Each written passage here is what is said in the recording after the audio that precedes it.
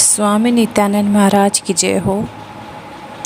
सत साहिब जी, आज हम स्वामी नित्यानंद महाराज जी का जीवन चरित्र स्मरण करेंगे। तो उनके जीवन चरित्र की झलक इस प्रकार है। दया करो उर में बसो स्वामी जी महाराज, निज जीवन इतिहास को संशोधन के काज। श्री स्वामी नित्यानंद जी की लिखी जीवनी शोध, माता पिता को नाम मिला नहीं जन्म को बोध। ग्रंथ श्रवण से होत है मन में यह प्रतीत, भाषा संस्कृत फारसी पढ़ गुण भय अतीत।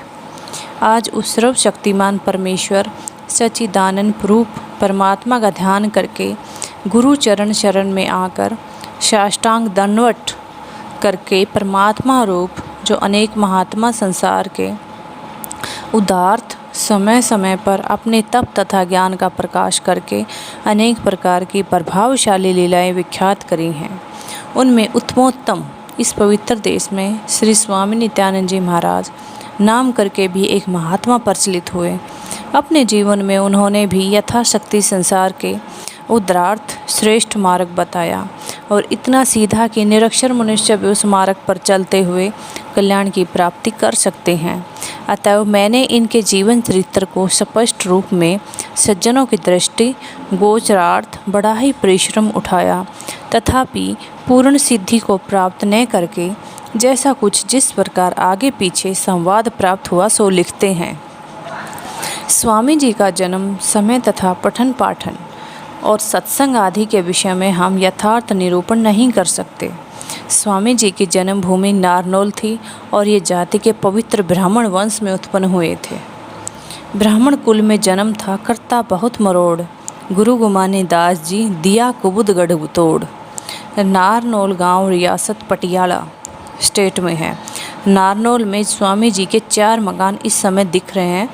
बाजार के मध्य में दोनों और 2-2 मकान बने हुए हैं और वर्तमान समय में उनको कुटुंब का कोई मनुष्य खोजने से भी नहीं मिलता। स्वामी जी का पहला नाम नंदलाल था तथा इस प्रकार समाचार ज्ञात हुआ कि स्वामी जी बीरबल की प्रणाली से प्रसिद्ध थे। पंडित सागरमल सुपुत्र बिहारी लाल याज्ञिक शाहपुर जिला जयपुर राजस्थान के लेखों के उद्धरण के अनुसार स्वामी नित्यानंद जी के पिताजी का नाम श्री दुर्गादत्त जी एवं माताजी का नाम माता सरस्वती था। इस लेख के अनुसार बीरबल से स्वामी नित्यानंद जी नंदलाल जी तक उत्पन्न हुए और पुरुषों के नाम इस प्रकार हैं। सबसे पहले बीरबल, फिर देवदत्त, गौरीदत्त, गणेश दत्त, शिवदत्त, दुर्गादत्त, नंदलाल, जो बाद में स्वामी नित्यानंद जी के नाम से प्रसिद्ध हुए। उनके नाना का नाम था सिताब राय, जो रेवाड़ी के निवासी थे। पंडित सागरमल के पूर्वजों ने यह लेख विक्रमी संवत 1772 में लिखा था, जब मैं नंदलाल जी के जन्म की बधाई लेने गए। अंत है स्वामी जी का जन्म इससे 5-7 वर्ष पूर्व ही माना जाना चाहिए।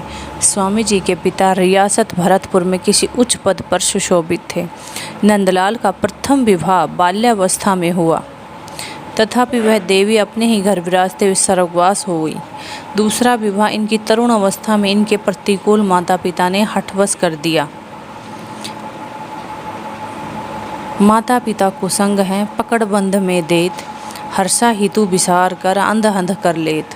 और इस प्रकार समाचार मिला है कि नंदलाल भी रियासत भरतपुर ही में तहसीलदार थे और वृंदावन में निवास करते थे। वृंदावन में ही वैष्णव संप्रदाय के एक महात्मा बाल ब्रह्मचारी स्वामी गुमानी दास जी नाम करके रहा करते थे। देव योग से अकस्मात एक दिन नंदलाल का उनसे मिलाप हो गया और तत्पश्चात नित्य सत्संग करने लगे। कारण है कि नंदलाल प्रथम से ईश्वर उपासक थे। इसी समय नंदलाल की स्त्री के दुर्गागमन का समय समीप आया। एक दिन नंदलाल ने एकांत में बैठे अपने विवाह आदि का सब प्रसंग महाराज गुमानदास जी के आगे वर्णन किया। आगामी समय के लिए जश्न किया कि महाराज, मुझे संसार के परपंच से छूटने का कोई उपाय बताइए, जिसको प्राप्त करके मैं अपने स्वरूप आत्मचिंतन में स्थिर रहूं। गुमानी दास जी ने उत्तर दिया कि हे प्यारे, इस प्रकार कार्य कैसे बने कि एक मयान में दो तलवार, भक्ति और माया दोनों का एक स्थान पर रहना कठिन है। इसलिए इस समय माया का आनंद जो तुमको प्राप्त हुआ है उसको ग्रहण करो। तुम्हें अपनी स्त्री को लाना पड़ेगा, तुमको चाहिए कि तुम इसके लिए हठ न करो। नंदलाल ने कई बार मना किया, परंतु उनके पिता ने बुलाकर समझाया। महाराज के कथानुसार नंदलाल अपनी स्त्री को ले आया, परंतु सांसारिक सुखों की नंदलाल के दिल में इच्छा न थी। इसलिए संध्या काल में भोजन करके 2-3 दिन पर्यंत महाराज गुमानी दास जी के समीप प्रथम की तरह जाते रहे। इनके समीप से जाकर शांति आश्रम में विश्राम करते थे। 2-4 दिन के पश्चात नंदलाल की स्त्री ने सोचा कि मेरा पति कहाँ जाता है, मेरे यहाँ आना ठीक नहीं हुआ। लाचार एक दिन रात के 12 बजे एक वृद्धा स्त्री को साथ लेकर उस मकान पर गई जहाँ नंदलाल विश्राम करता था। नंदलाल स्त्री को आती देखकर कोठरी से बाहर आ गई। स्त्री उस आसन पर जा बैठी जहाँ नंदलाल भजन करते थे। इतने में नंदलाल के चित्त में यह विचार उत्पन्न हुआ, नित्यानंद प्यारी लगी जब लगे नहीं संभाल, जब समझा तब तज दई नार नरक की झाल, जब लग समझ न उपजी किया नर नार से प्यार, नित्यानंद ठगनी लखी दिल से दई उतार। हे स्वामिन, 3 बातों में से कोई एक अवश्य होनी चाहिए। या तो मेरे विचार पलट दिए जाएं, अन्यथा मेरी मृत्यु होनी चाहिए, अथवा मेरी स्त्री की। मन में ऐसा विचार करते ही नंदलाल की स्त्री तत्काल बीमार हो गई और 1 सप्ताह जीवित रहकर मृत्यु को प्राप्त हो गई। नंदलाल ने अपनी स्त्री का क्रियाक्रम किया तथा छुट्टी लेकर अपने पिता के समीप चला आया। यह समय संवत 1814 विक्रमी संवत का था, कारण कि इन्हीं दिनों में उनका मकान जो नारनौल में था लूटा गया। नारनौल से समाचार मिला कि नंदलाल, तुम्हारी लाल हवेली का सर्व धन हरण हो गया है। संध्या समय नंदलाल के पिता घर आए, तब उसने अपने पिता से कहा कि पिताजी, हमारी लाल हवेली लूट गई। इनके पिता ने यह समाचार सुनते ही संसार से तत्काल स्वर्गवासी हो गए। यह हाल देखकर नंदलाल चकित रह गया और सोचा कि जीवन कुछ भी वस्तु नहीं है। प्रातःकाल अदालत में गए और त्याग पत्र दे दिया। अपने पिता का क्रियाक्रम करने लगे। क्रियाक्रम करके अपने नाना के समीप जाना निश्चित किया। जब महाराज भरतपुर को यह समाचार विदित हुआ कि नंदलाल त्याग पत्र देकर अपने नाना के समीप रेवाड़ी जाता है, तब महाराज ने सेवक भेजकर नंदलाल को अपने समीप बुला और कहा कि तुम अपने पिता के स्थान को स्वीकार करो।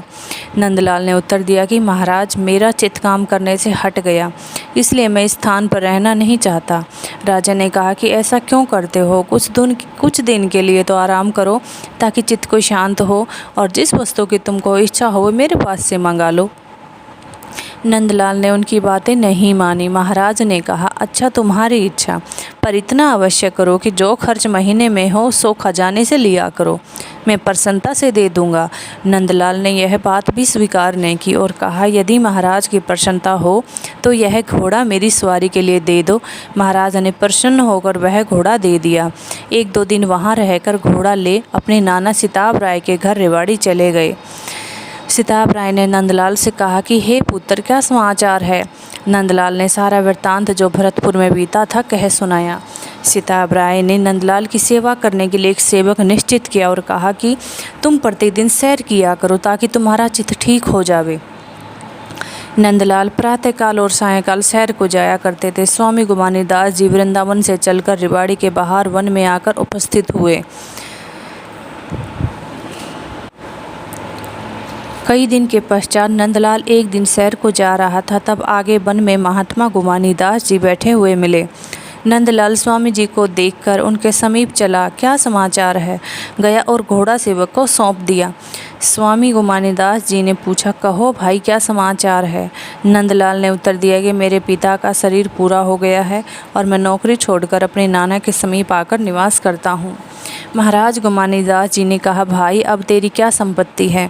नंदलाल ने प्रणाम करके उत्तर दिया कि महाराज कुछ उद्धार का मार्ग बताइए।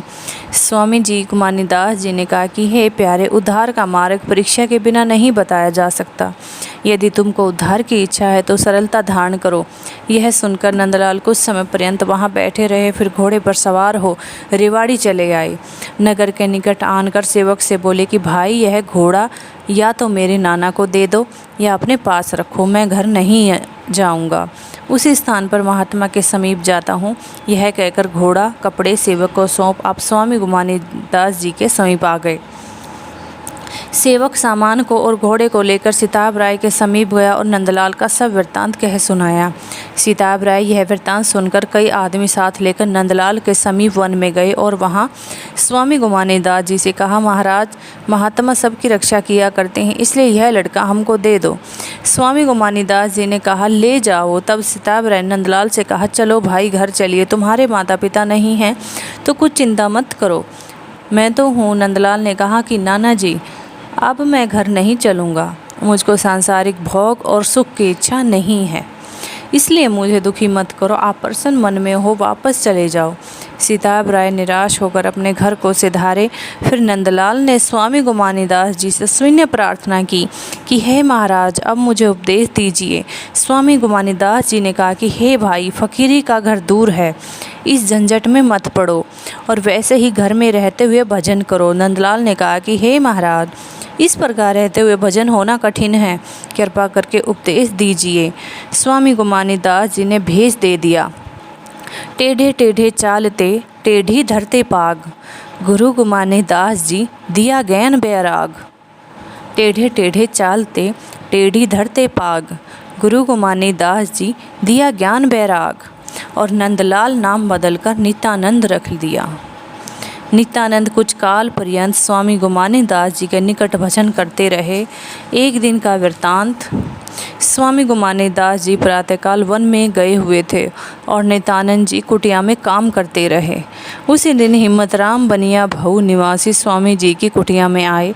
स्वामी जी वहां उपस्थित न होने के कारण उस आसन पर बैठ गए जिस पर स्वामी जी भजन किया करते। नित्यानंद ने पूछा, आप कौन हैं जो बिना आज्ञा मेरे गुरु के आसन पर बैठ गए हो? यह सुनकर लाला हिम्मतराम ने कुछ उत्तर न दिया और बिना कुछ कहे उसी समय उठकर भाऊ को चले गए। जब स्वामी गुमानी दास जी कुटिया पर आए तब नित्यानंद ने कहा, महाराज, एक मनुष्य आया था और आपके आसन पर बैठ गया। फिर मैंने इतना पूछा कि आप कौन हैं जो मेरे गुरु के आसन पर आ बैठे? वह कुछ उत्तर न देकर और चुपचाप उठकर चला गया। स्वामी गुमानी दास जी ने कहा, तुमने यह अच्छा काम नहीं किया। वह तो भाऊ से आए थे और उनका नाम हिम्मतराम था और जाति के वैश्य थे। वे गृहस्थी हैं परंतु भजन करने में पूरे हैं, मेरे दर्शनों के लिए कई बार आया करते हैं। तुमने उनको कुछ अपशब्द कह दिया जिसके कारण वह तत्काल चले गए। यह तुम्हारे लिए अच्छा नहीं हुआ। मेरी संपत्ति में तुम उनके समीप जाकर अपराध क्षमा करवा कर आओ। तुम इतना अवश्य करना कि जब उनके घर पहुँचो कुछ न कहना, मौन धारण किए खड़े रहना। जिस समय हिम्मतराम तुमसे पूछे तब कहना कि हे महाराज, मुझसे ज्ञानतावश आपका अपराध हो गया है, आप क्षमा कीजिए। इतनी बात स्वामी गुमानी दास जी से सुनकर नित्यानंद ने उसी समय भाऊ को प्रस्थान किया। सायंकाल को हिम्मतराम के घर पहुँचे और द्वार पर मौन धारण किए खड़े रहे। हिम्मतराम ने देखा कि जो कुटिया में स्वामी गुमानी दास जी का शिष्य मिला था वहीं द्वार पर खड़ा है और कुछ बोलता नहीं। अगले दिन प्रातःकाल हिम्मतराम की स्त्री ने कहा कि हे पतिदेव, कल का एक साधु आपके द्वार पर खड़ा है, न कुछ कहता है न कुछ मांगता है, यह मनुष्य कौन है? हिम्मतराम ने कहा, तुमको क्या पड़ी, वह बहुत साधु खड़े रहते हैं। जब संध्या समय हुआ और उनको 8 पहर लगातार द्वार पर खड़े खड़े बीत गए। तब हिम्मतराम की स्त्री ने कहा, महाराज, ऐसा नहीं होना चाहिए। हिम्मतराम के चित्त में दया कर संचार हुआ और नित्यानंद को भीतर बुला लिया। नित्यानंद की ओर निहार कर हिम्मतराम हंस पड़े और कहने लगे कि आप कुछ दिन यहाँ निवास करो। स्वामी जी वहाँ 1 वर्ष पर्यंत रहे और लाला हिम्मतराम की तन मन से सेवा करते रहे। एक दिन का वृत्तांत है कि देवयोग से एक पात्र टूटने की ध्वनि कान में पड़ी। तब लाला जी ने नित्यानंद से कहा कि भाई देखना क्या वस्तु गिरी है। नित्यानंद ने कहा कि लाला जी, गिरा कुछ नहीं, वरन इसमें कुछ और मिला है। चिंता करने की कोई घटना नहीं हुई। लाला जी ने नित्यानंद जी की परीक्षा करने के निमित्त रखा था, सेवा के हेतु नहीं ठहराया। कारण यह है कि लाला जी की धर्मपत्नी का हृदय कुछ कठोर था, भोजन देने में कृपण थी, सेवक चिरकाल तक उसके पास न रह सकते थे। इस घटना से लाला जी ने उनकी परीक्षा कर ली थी और आशीर्वाद देकर यह कहा कि आपकी मनोकामना अवश्य पूरी होगी, अब यहाँ ठहरने की आवश्यकता नहीं है। नेताजी जी ने कहा कि हे महाराज, कृपा करके कोई ऐसा स्थान बता दीजिए जहाँ मैं निर्विघ्न भजन कर सकूं। लाला जी ने नित्यानंद जी की बात स्वीकार की और कहने लगे कि यहाँ से 13 कोस की दूरी पर एक वन 4 गांव के मध्य में है और उसके चारों ओर 4 गांव हैं जिनके नाम निम्नलिखित हैं। पूर्व की ओर माजरा है, पश्चिम की ओर बास, उत्तर में शिवाणा, दक्षिण में महमूदपुर भिगोवा है और उस वन में 2 सरोवर अति मनोहर प्रसिद्ध हैं। चटेला मध्य में स्थित है और दूसरा जगसीसर नाम करके महमूदपुर के निकट है। वहाँ भजन करो, तुम्हारी इच्छा पूर्ण होगी। नित्यानंद जी ने यह शिक्षा स्वीकार कर प्रातःकाल चलने की मन में ठानी। लाला जी को प्रणाम करने के अनंतर यह वाणी चलते समय कही, बहुनगर सुख सिंधु वर, प्रभु कृपा कीनी, नित्यानंद गंभीर गत, कीन्हू नहीं चीन्हे, हेमल हर दरियाव की, गति अपरंपारा। नित्यानंद के चित बसो नित प्राण आधारा, ततव तिलक तिरगुण परे, हेमल हर दरियाव, नित्यानंद सिर धार कर, सदा मगन गुण गाओ। तदंतर नित्यानंद जी उस वन में जाकर एक हीस के बेड़े में बैठकर भजन करने लगे। हीस के बेड़े में जब उनको क्षुधा लगती थी तब संध्या समय किसी एक गांव में जाकर 7 घरों से जो कुछ मिलता ले आते और वन में अपनी कुटिया में आनकर पी लेते। इस प्रकार बहुत काल पर्यंत उसी वन में भजन करते रहे और इस भांति अपनी मनोकामना पूरी करने में सफल हुए और यह वाणी उच्चारण की, जिस वन में प्रीतम मिले धन्य धन्य वन सोए, जाल करील सुहावने रहे कल्प तरु होए। एक समय का वृत्तांत है कि महमूदपुर में चरणदासी साधुओं की एक मंडली आई और प्रातःकाल ब्रह्म मुहूर्त के समय सब सत्संगी सत्संग के निमित्त एकत्रित हुए और सितार आदि बाज बजने लगे और महात्माओं ने शब्द वाणी उच्चारण करना आरंभ किया तथा कुछ समय पश्चात किसी एक महात्मा ने राग कल्याण बड़ी श्रेष्ठ ध्वनि के साथ उच्चारण किया। महाराज नित्यानंद जी भी उस समय जगसीसर सरोवर के समीप भजन ध्यान करके साधारणतया में निवास कर रहे थे। इसी प्रकार अकस्मात सुंदर स्वर सहित राग कल्याण की ध्वनि सुनकर चित्त में यह एहसास हुआ कि चलकर महमूदपुर में देखना उचित है कि आज यह ऐसा सत्संग का समय किस प्रकार प्राप्त हुआ। कारण कि स्वामी जी सितार आदि बाजा समय भी बजाया करते थे और ये राग रागनी बड़े प्रेम से श्रवण करते तथा समय गाया करते थे। इसी कारण तत्काल इस मंडली में आकर विराजमान हुए और सितार मांगा। ग्राम निवासियों ने महंत से कहा कि इनको सितार मत देना, यह बावला है, तुम्हारे सितार को तोड़ देगा। महंत ने कहा कि कुछ चिंता मत करो। यह कहकर सितार स्वामी नित्यानंद जी को दे दिया। तब स्वामी नित्यानंद जी ने यह शब्द सितार बजाकर उच्चारण किया, सोई जन मस्ताना मस्ताना, जिन पाया पद निर्वाणा, मगन होए चढ़ गए गगन में, अधर धार दर ध्याना, लगन लाए बिसराए विषव को, अनहद शब्द पिछाना, मान सरोवर मथ्या जुगत कर, मन उन्मन ठहराना, मोती मुक्त उज्जल अनुभव की करे हंस स्नाना, लक्ष्य कलाले चंद्र प्रकाशा, सहसर कलाले भाना, जगमग लगी महल के भीतर देखे दर्श दीवाना, परम सुने में परचा हुआ चेतन चरण समाना, निर्गुण सेज तेज की नगरी बहु अवगत अस्थाना, बरसे पदम तामिनी दम के हर हीरों का खाना, गम से दूर अगम से आगे अद्भुत अजब ठिकाना, खिल गया कमल नवल वर पाया नित्य प्रति अमृत पाना, अमर कंद भव बंध न व्यापे जिस घट भरम भगाना, 5-25 पुरी तज भाजी जीत लिया मैदाना, नित्यानंद महबूब गुमानी अब निश्चय कर जाना, नित्यानंद महबूब गुमानी अब निश्चय कर जाना। यह शब्द सितार में उच्चार सितार को छोड़ तत्काल वन में चले गए। फिर महंत ने गांव के लोगों से पूछा कि यह संत कहाँ निवास करते हैं। यह बावड़ा नहीं है बल्कि महात्मा है। लोगों ने उत्तर दिया कि जगसीसर सरोवर के निकट एक हीस के बेड़े में रहते हैं और किसी से कुछ बोलते नहीं। अगले दिन महंत प्रातःकाल शौचादि के मिस से लेखनी और मसी पत्र लेकर महाराज नित्यानंद जी की सेवा में आए और प्रणाम किया। स्वामी नित्यानंद जी ने महंत को प्रसन्न मुख हो अपने समीप बिठा लिया और कहा कि महाराज किस कारण आना हुआ। महंत जी ने शब्द का अर्थ पूछा। स्वामी जी ने उत्तर देना प्रारंभ किया। महंत जी ने अर्थ लिखना प्रारंभ किया। कि इतने में पाली आ गए। महंत जी ने देखा कि यह सब गांव में जाकर मेरी हंसी करेंगे, यह समझ कागज ले चल दिए। स्वामी नित्यानंद जी ने यह देख जोर से इस प्रकार कहा कि चोर जाता है पकड़ो। महंत जी ने अपने स्थान पर आ गए। स्वामी जी वहीं रहते थे। एक समय स्वामी नित्यानंद जी भिक्षा के लिए माजरे में आए और कंकु जाट के द्वार पर आ खड़े हो गए। उसके यहाँ 2 व्यापारी घोड़ी मोल ले रहे थे। स्वामी जी ने साधारणतः यह कह दिया कि भाई यह घोड़ी आपको लाभदायक नहीं रहेगी। इस पर कंकु को बड़ी क्रोध आया और स्वामी जी के चरण प्रहार किया। तब स्वामी जी ने शाप दिया कि तुम्हारा इसी भांति सेल से प्राणाघात होगा, और अंत में ऐसा ही हुआ। स्वामी जी भिक्षा के लिए सूर्यास्त होने के पश्चात जाया करते थे और उनका यह नियम था कि 7 घरों से भिक्षा लिया करते थे और साथ ही प्रत्येक द्वार पर 3 श्वास पर्यंत ठहरा करते थे। एक समय किसी जाट के यहाँ देवी की कढ़ाई थी। स्वामी जी ने जाकर भिक्षा मांगी। जाट ने देवी पूजन किए बिना ही स्वामी जी को भिक्षा दे दी।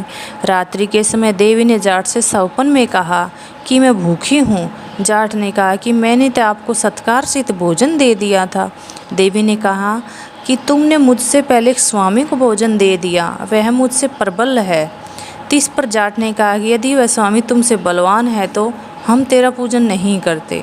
उस दिन से कढ़ाई करनी छोड़ दी। यह समाचार जब स्वामी जी ने सुन पाया तब यह वाणी कही, मन ही देवी देवता, मन ही भूत प्रेत, मन ही हर हो जात है जो हर भजे सुचेत। आज पर्यंत उस काल की संतानें भी देवी की कढ़ाई नहीं करती। श्री स्वामी नित्यानंद जी का विशेष रूप से खान पान तथा गोप्य भजन करने का समय इस प्रकार व्यतीत हुआ कि बहुधा शाक पत्तर तथा वन फल खाकर कालक्षेप करते थे। नगर में जब तक प्राणांत बाधा न प्राप्त होती थी उस समय पर्यंत भिक्षार्थ प्रवेश नहीं करते थे। अकस्मात जिस समय वन में खान पान की कुछ भी सुविधा नहीं रहती तो मास के अंत में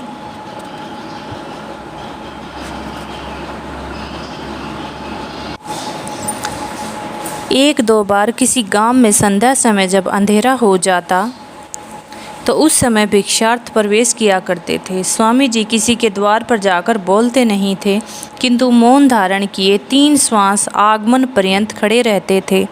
7 घरों से आगे भिक्षार्थ नहीं जाते थे। प्रारब्धवश जब कभी भिक्षा न प्राप्त होती तो प्रथम की रीति से वन में आकर विश्राम करते थे। किसी किसी समय इस सरोवर के निकट ग्वाल बाल गायें चराने के लिए आ जाते थे।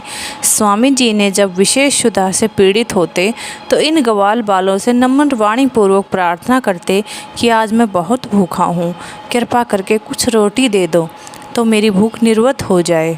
यह सुनकर ग्वाल बाल स्वामी जी को जितनी जिसके पास होती रोटी दे देते थे। स्वामी जी रोटी लेकर उनसे कहते कि भाइयों, इस बावले ने तुम सबको बड़ा दुख दिया, तुम भी इसको भली प्रकार मार पीट कर दुखी कर सकते हो। यह सुनते ही ग्वाल बाल स्वामी जी को चारों ओर से घेर कर दुखी करते थे। जब स्वामी जी विशेष दुख न सहन कर सकते तो उस समय वन में किसी और भाग जाते थे। हमारे इस प्रांत में बहुधा चैत्र, वैशाख, जेठ तथा आषाढ़ पर्यंत वन फल पर्याप्त होते हैं। स्वामी जी ने भोजन के अतिरिक्त वस्त्र पात्र आदि की किसी से याचना नहीं की, कारण कि भरतपुर से आती बार 4 वस्तुएं लाए थे। एक हरी बनात की चद्दर जिसकी भजन समय कोपिन बनाते थे, एक गुदड़ी जो गर्मी में बिछाने तथा सर्दी में ओढ़ने के काम आती थी, भोजन के अर्थ एक कटोरी तथा जल पीने के निमित्त स्वामी जी एक घंटी लुटिया निरंतर रखते थे। जब कभी नगर से भिक्षा लाते और उसमें जो कोई आटा आदि सूखी वस्तु डाल देता उसको स्वामी जी चींटियों को चुगा देते और शेष अन्न आप जल में धोकर ग्रहण करते थे। स्वामी जी ने अपने भजन का समय अनेक प्रकार की कठिनताओं तथा आपत्तियों को सहन करते हुए व्यतीत किया। तत्पश्चात अपने मन मनोरथ सिद्धि को पूर्ण करके गांव के समीप आकर माजरा के बिम्हाण पाने में सेहतिया जाट के पास रहने लगे। एक दिन स्वामी जी ने सेहतिया से कुटिया के योग्य स्थान मांगा। तब उसने कहा, महाराज, चौधरान पाने में कुटिया योग्य स्थान मिल जाएगा। यह सुनकर चौधरान पाने में आए और कुटिया बना वहीं रहने लगे। और शब्दवाणी करते रहे। जब ध्यानदास जी वहाँ उपस्थित होते तो कागज़ पर लिखते रहते, और जब वह कहीं चले जाते तब स्वामी जी भीत पर कोयले से लिख देते। तत्पश्चात ध्यानदास जी आनकर उतार लेते। सारी वाणी और शब्द जोड़ में 5026 हैं। वे सब आगे लिखी गई हैं। इस प्रकार 5-6 वर्ष पर्यंत वहीं रहे। इस मकान में एक कोठरी बाईं ओर है। उसमें स्वामी जी एक निवार के पलंग पर आसन लगाए और कोठरी के द्वार पर लुंगी वस्त्र का पर्दा लगवाकर बैठे रहते थे। भोजन के अर्थ मध्याह्न समय एक बार बाहर आते थे। इसी प्रकार स्वामी जी को रहते हुए वहाँ कुछ दिन व्यतीत हुए और ये समाचार आसपास के ग्रामों में फैल गया। अगले दिन ध्यानदास, बालानंद और चेतराम आदि 13 शिष्य एक ही दिन हो गए। एक दिन ध्यानदास जी ने कहा कि हे गुरुजी, वन में रहना उचित नहीं, किसी बड़े नगर में चले तो अच्छा है। स्वामी नित्यानंद जी ने कहा माजरा ही नगर हो जाएगा, इसलिए इसी स्थान पर रहना उचित है। इस प्रकार महाराज नित्यानंद जी 4 गांव में विख्यात हो गए। कोई इस प्रकार वर्णन करते हैं कि एक समय नित्यानंद जी नगन रूप में थे और एक स्त्री गांव में जल भरने के निमित्त उस वन में आई। मध्याह्न का समय था और स्त्री स्वभाव में ही डरपोक होती है, अतः वह स्वामी जी को देख भयभीत हो नगर में बिना जल भरे उल्टी चली आई और ग्राम में आकर लोगों से सारा वृत्तांत कह सुनाया। गांव के छोटे बड़े मनुष्य सब उस वन में आए। 2-3 वृद्ध पुरुषों ने भीड़ को दूर करके स्वामी जी से पूछा कि क्या इच्छा है, आज्ञा दीजिए। स्वामी जी ने पेट और मुख पर हाथ लगाया। तब गांव के लोगों ने महाराज की दूध और भोजन इत्यादि से सेवा की और नित्य प्रति उनका सत्कार करने लगे। तत्पश्चात गंगादास नामी ब्राह्मण महमूदपुर निवासी उनकी सेवा में निरंतर तत्पर रहने लगे। एक दिन गंगादास को भजन करते समय ध्यान की दिशा में एक अद्भुत प्रकाश हुआ। गंगादास चकित रह गए और स्वामी जी के निकट आकर अपनी कथा सुनाने लगे। तब स्वामी जी ने कहा कि हे भाई, ऐसी बात गुप्त रखनी चाहिए। यह कहने के पश्चात निम्नलिखित वाणी उच्चारण की। दासा तन में भजन कर, मुख से बहक न बोल, नितानंद घट राख लो, शब्द ब्रह्मा की झोल। दासा तन में भजन कर, मुख से बहक न बोल, नितानंद घट राख ले, शब्द ब्रह्मा की झोल।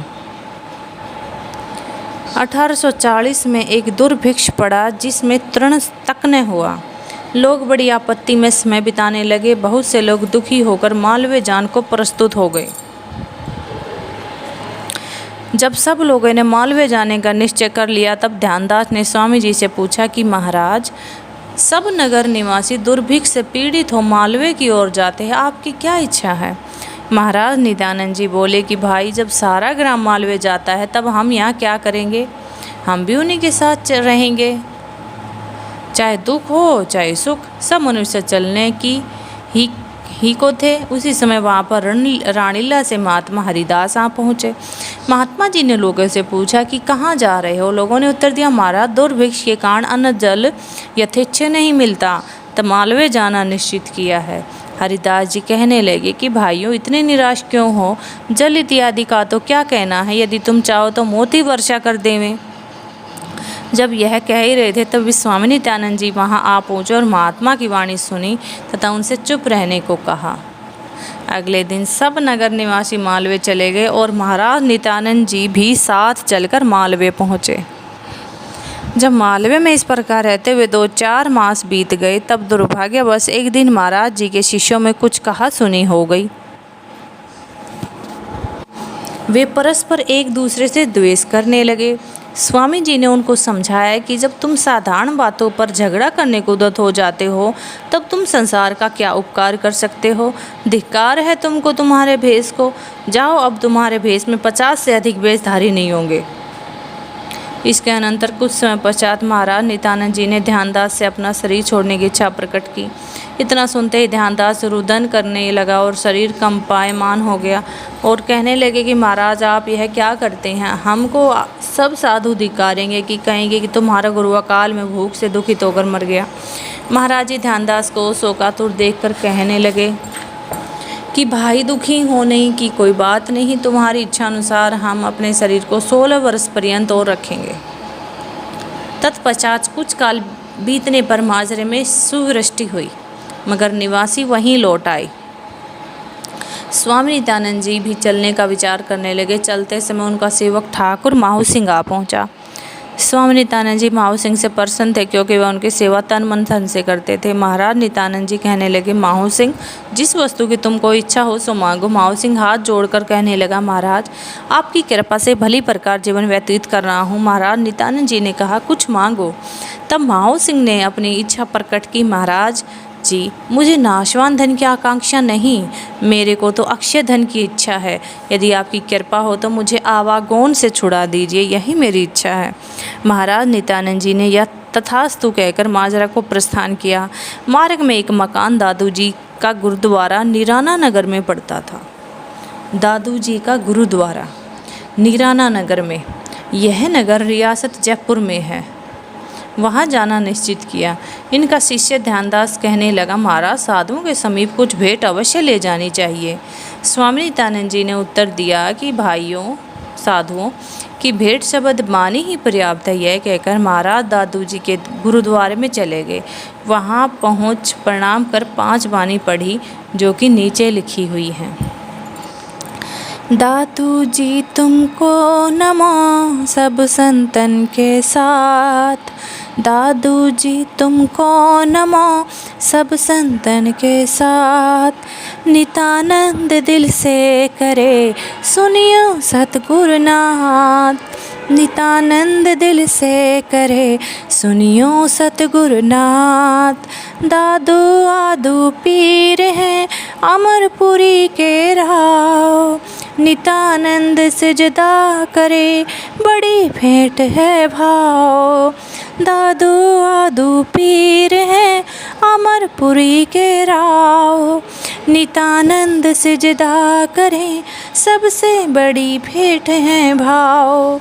दादू जी आगे गए हम भी पीछे जाहीं, नित्यानंद को मिल लियो लंबी करके बाहीं। दादू जी आगे गए हम भी पीछे जाहीं, नित्यानंद को मिल लियो लंबी करके बाहीं।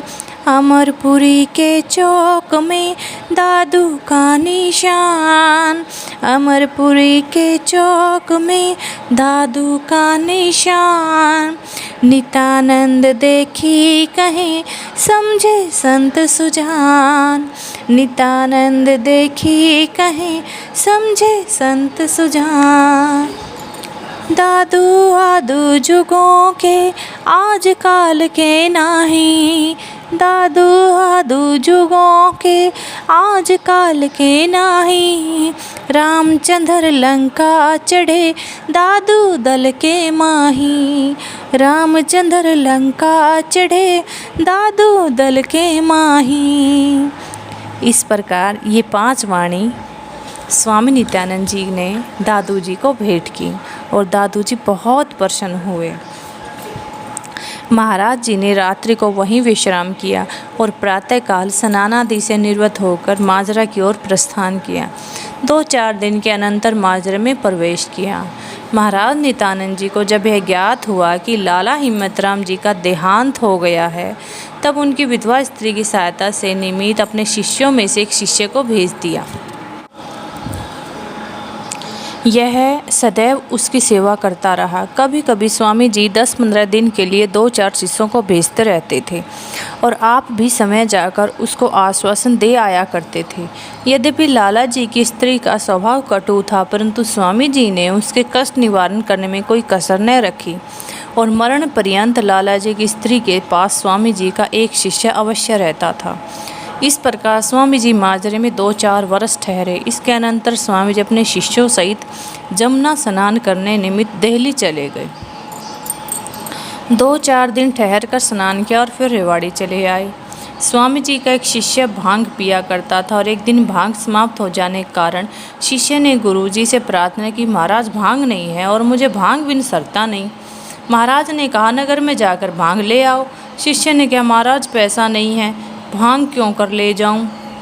महाराज ने कहा कि पैसों की क्या आवश्यकता है, सिद्धि के आगे अगाड़ी पैसा कुछ वस्तु नहीं।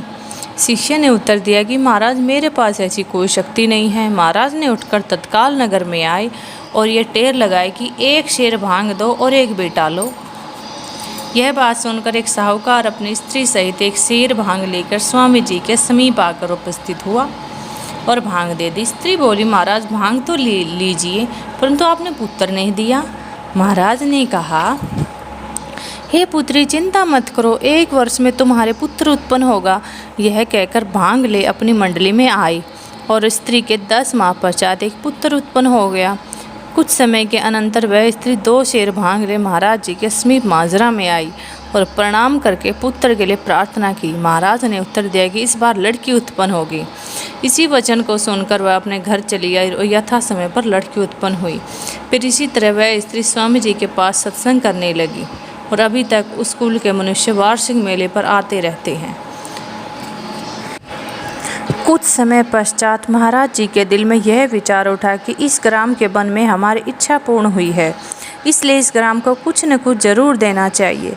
इस विचार से ध्यानदास को बुलाकर कहा कि ग्राम के लोगों को इकट्ठे करो और कहो कि महाराज कुछ मोज देना चाहते हैं, जो लेनी चाहिए। वर्ष भर में साधुओं की 2 रसोई दो और वह चाहे उबले चने की हो, तो इस गांव में दुर्भिक्ष तथा महामारी, टिंडी और ओलों से कभी हानि न होगी।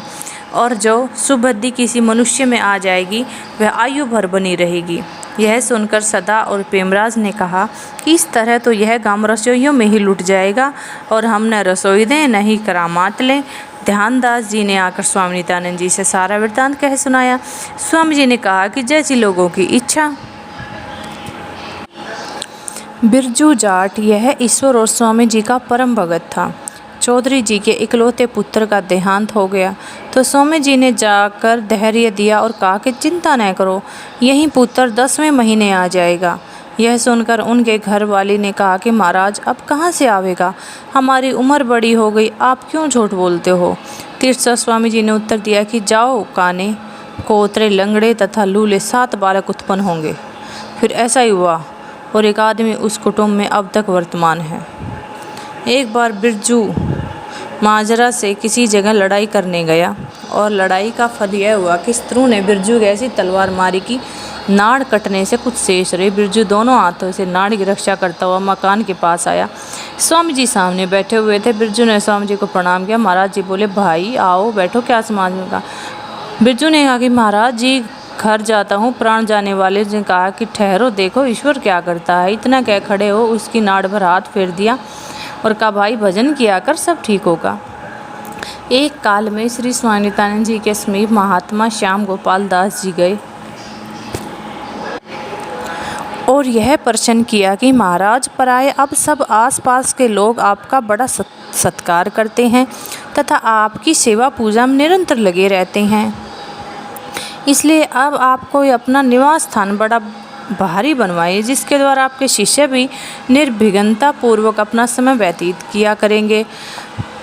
महात्मा श्याम गोपाल दास जी का यह वचन सुनकर स्वामी जी बोले कि हे भाई, यद्यपि तुमने अपने मतानुसार उचित सम्मति प्रकट की तथा मेरी इच्छा किसी प्रकार का स्थान बनाने की नहीं है तथा देहांत होने पर भी शरीर के निमित्त समाधि आदि नहीं बनवाई जाएगी।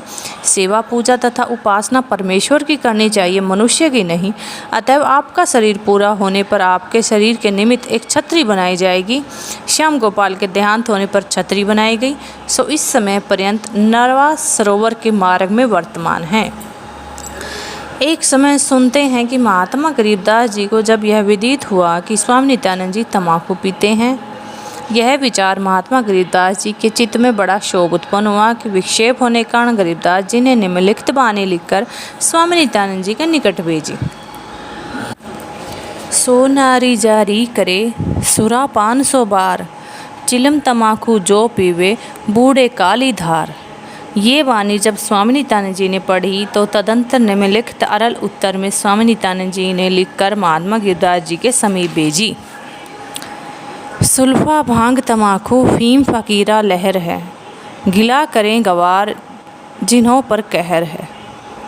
कुछ खाओ कुछ पियो भरोसे राम के, नित्यानंद अलमस्त गस्त निच धाम के। तथा अपनी चिलम जो नित्य पिया करते थे तत्काल फोड़ दी, किंतु गरीबदास जी की साखी ग्रंथ साहब में पाई जाती है।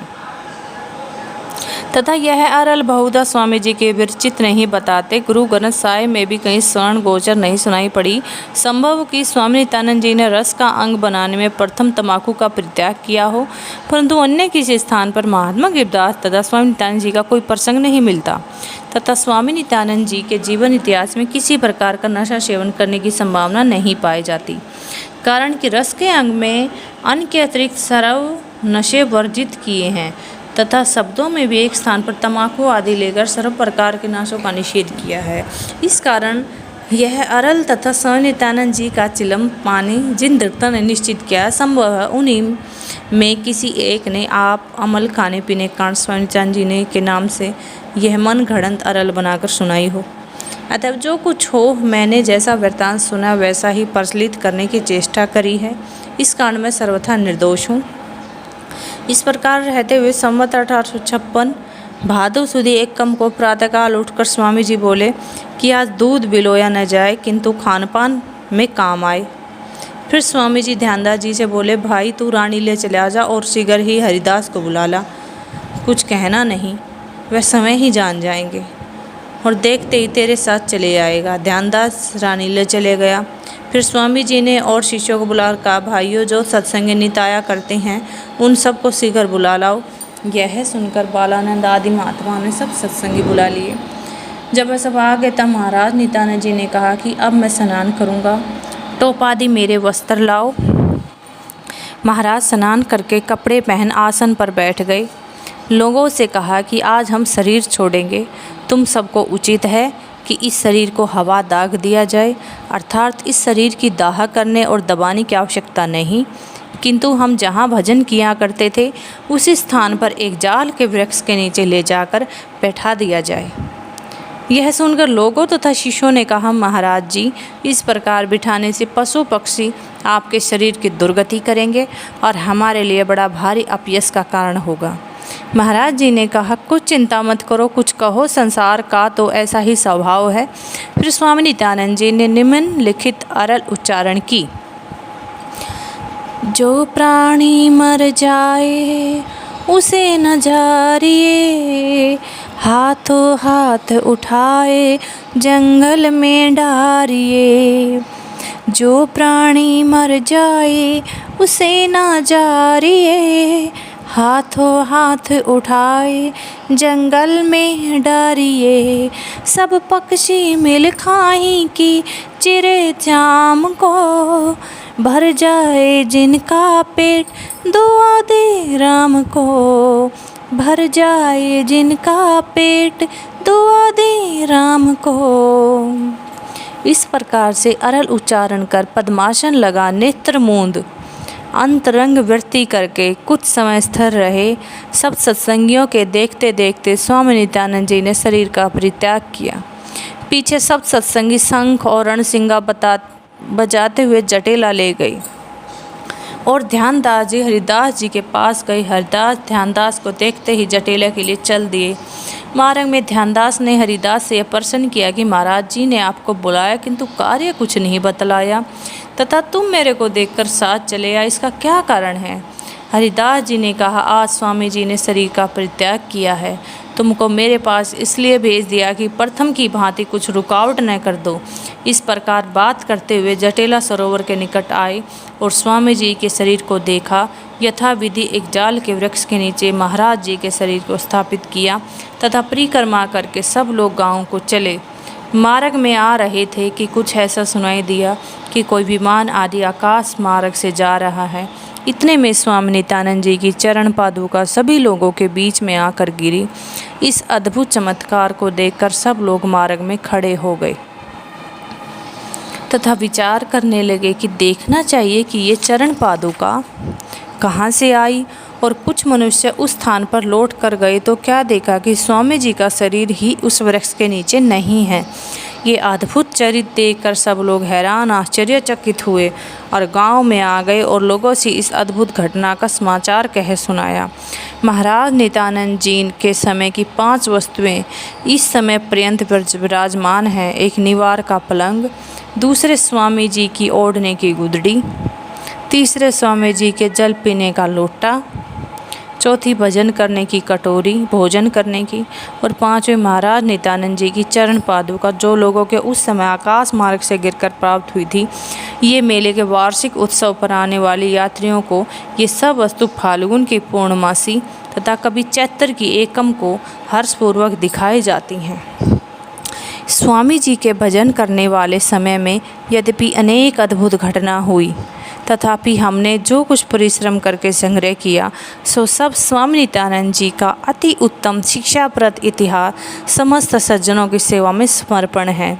सर्व सज्जनों को ज्ञात रहे कि स्वामी नित्यानंद जी का संपूर्ण जीवन चरित्र हमें प्राप्त नहीं हुआ, तथापि जितना जिस प्रकार महाराज का जीवन चरित्र प्राप्त हुआ सो सब आपके सामने है। अब मैं अपने भेष की प्रणाली पाठक पाठिकाओं को ज्ञात कराना चाहता हूँ। प्रथम गुमानी दास जी भय भेष को मूल, प्रथम गुमानी दास जी भय भेष को मूल। नित्यानंद जी दूसरे स्वामी अति अनुकूल, सुनित्यानंद जी दूसरे स्वामी अति अनुकूल। ध्यान दास भय तीसरे चौथे विचित्र दास, बिसन दास पंचम लिखो षठ गुरु गोकुल दास।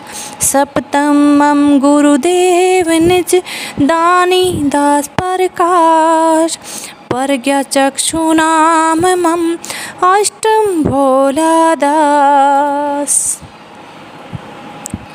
इति श्री स्वामी नित्यानंद जी का जीवन चरित्र समाप्तम शुभम।